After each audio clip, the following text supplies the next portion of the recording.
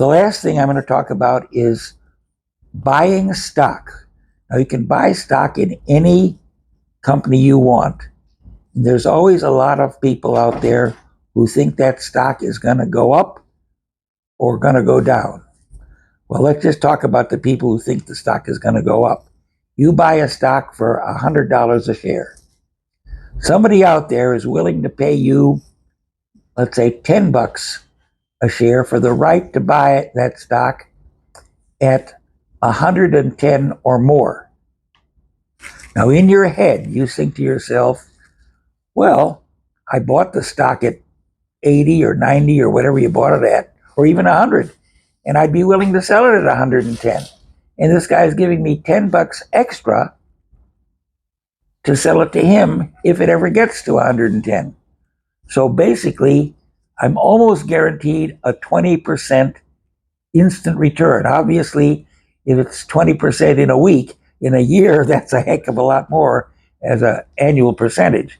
But the point of this is you can buy stock and sell to someone else an option to buy it from you at a slightly higher price, and you make a lot of money. What's the risk? Well, the risk is not only the stock that you bought that's now 100 might go down to 20, and then you've lost $80 at least on paper, and of course the option will never be exercised. And now that's another interesting statistic. 80% of all options are never exercised. So generally speaking, the people who are in this business keep selling options every 3 months on the same stock. And basically, I think I've been told that you can expect to earn about 20% a year on your money that way, even more if you want to take more risk and borrow the money to buy the stocks.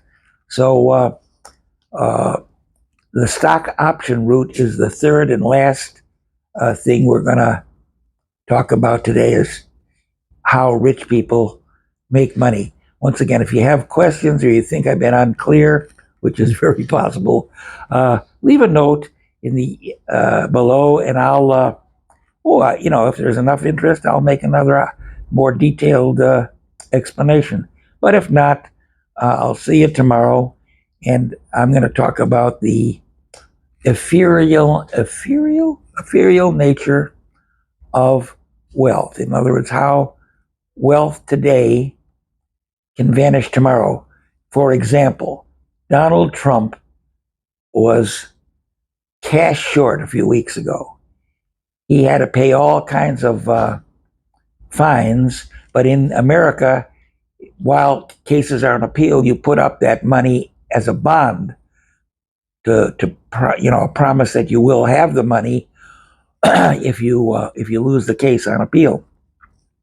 Well, the headline came out that Donald Trump sold, or I should say, went public with some of his assets, and all of a sudden was $4 billion richer in one day. One day. Why? Because Trump loyalists were willing to buy this new stock that he issued. He didn't issue it personally. He had a Wall Street outfit, which is called underwriters, or they have lots of names for them. But basically, like in the movie, the something of Wall Street. I forgot. anyway, it was with DiCaprio, the Wolf of Wall Street.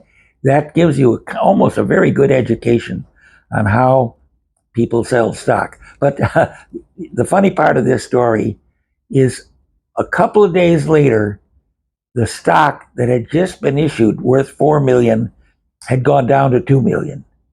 $2 billion, sorry.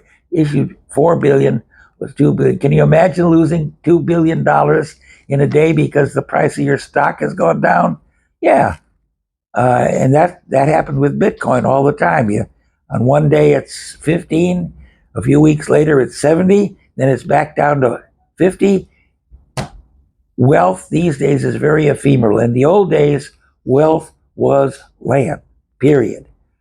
How did you get more wealthy? You took your little army and you took the land of the guy on the next hill. And if you kept on doing that, you became a king or a queen of a big, vast territory. And wealth was the only way to do it. After that, maybe in the Renaissance period, bankers came along, and I don't want to say it, but the spelling of one of the biggest bankers of the day was Fugger. Fugger.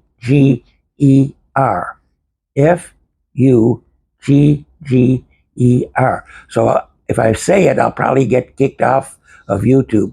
Now, there was another big banker called De Medici, and that family is still very rich. And then you heard about the Rothschilds, which is the Jewish ones who are so rich. But they weren't the only big bankers in the old days. The non-Jewish ones were much bigger. Okay, so that winds up my program. Well, anyway, that winds us up for today. And obviously, still today, a lot of land makes you seriously wealthy, and it's one of the things that's more permanent, less fragile than stock or securities. I think paper can vanish overnight, and certainly electrons in the form of a cryptocurrency, that can vanish pretty quickly. That's not saying that you can't make money on it, but you should know what you're doing. Okay, I think you've had enough of me for a little while, so hasta luego, bye-bye from my beautiful new kitchen in Italy. I mean, not in Italy, I'm in Manila. Okay, bye-bye.